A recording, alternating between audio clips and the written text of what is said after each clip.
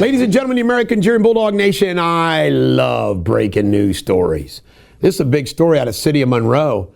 Energy Harbor. Now get this. This is from a news tipper. The city promoted a switch to a third-party energy provider, Energy Harbor, as a savings for residents. It was not an opt-in.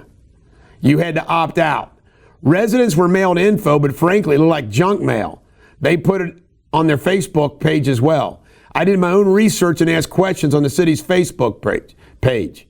Some people figured it out, some didn't, but guess what? There was some sort of billing error where Duke, who still does the billing, neglected to include Energy Harbor carrier fees. That means there's 502,000 accumulated bills, and a lot of people are hurting. They're saying too bad. Bottom line is there's an outrage going on over this, and I will lead the charge. Maybe we need to file a class action lawsuit. Contact me at eric@ericdeters.com, 859-250-2527, or eric@ericdeters.com. Danifer Mark, pictured here, 42, attempted to lure an 8-year-old boy from a softball game. He's been charged with child enticement, aggravated menacing, first-degree misdemeanors. I think he should be put to death. I do. Here's the Boondocks update. A car apparently pulled out in front of the truck, according to Boone County.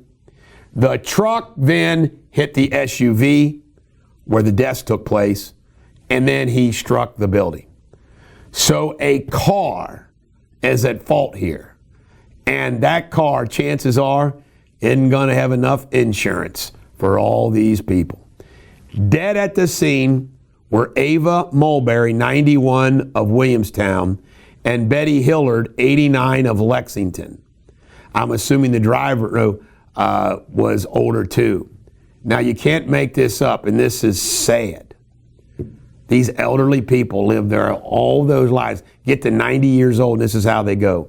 Rhonda Wright, 66, of Corinth, turned left from Beaver on Route 42 in the dump truck. So in other words, car goes this way, truck's coming north. Unbelievable. Dump truck driver Jeffrey Whaley, 66, of Independence. I know the Whaleys from Piner. I wonder if this is a Whaley. Probably is. Tried to stop but struck the Equinox, causing it to roll over, pushing it off the road and ramming 4 cars parked in Boondocks. Whaley suffered minor injuries. Wow. All right, Indiana measles. An unvaccinated child in Allen County is the first case in Indiana since last year. CDC says 600 cases, more than double. Even Bobby Kennedy says get the measles vax. And a 16-year-old was shot in the chest in Westwood in stable condition, non-life-threatening. How the hell do you get shot in the chest and it's not life-threatening? Liv's Law, which is under this, named after this lady, Olivia, they call her Liv, increases the penalties if you cause a death while drunk driving. And William Tudis, 65, he must have been desperate, went into Guardian Savings robbery on Mall Road, stated to give him cash and a gun. Now, there is something funny about this, Sabrina. He did the robbery at 10 a.m. They arrested him in a hotel in Florence at 3 p.m.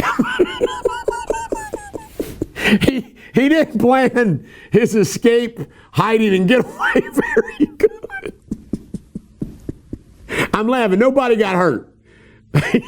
He was only at large for 5 hours. We might want to make this a clip. House approves Ohio State budget and the Brown Stadium. School funding, $20.2 billion. Child care voucher programs, $100 million. Cleveland Brown Stadium in bonds, $600 million, and they get a dome. If you're in Cleveland, you ought to have a dome. Trump endorses John Husted for the United States Senate. He wins. Braid's Law went into effect after this young man here. Ohio sextortion is a felony. Folks, when I hear about a child committing suicide over a sextortion, I think the person who causes that death should be put to death. I don't understand why they're not. A semi on southbound 71 turned over early this morning. We've added this on. And guess what they were hauling? Cheese. There's no word if mice and rats are covered the interstate or hungry, desperate people. All right, a golden alert. Missing Hebron woman, Cassie Smith, 47, needs meds. Maybe driving to Kansas. Kentucky plate number 907 if you're out there on the road. And local sports, Trey Scotty is going to be the new McNicholas High School head coach. Congratulations. And the Reds lost a 5-run lead and lost to the Giants 8-6 yesterday in San Francisco.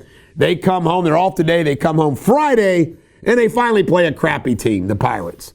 And then this gentleman pictured here, Pape Naidayai, I don't know if I pronounced that right, from UNLV is coming to Xavier. Rick Pitino Jr. will put together a hell of a team for you, Xavier. This is the Bulldog. Every dog has their day. I hope each and every one of you have a great day.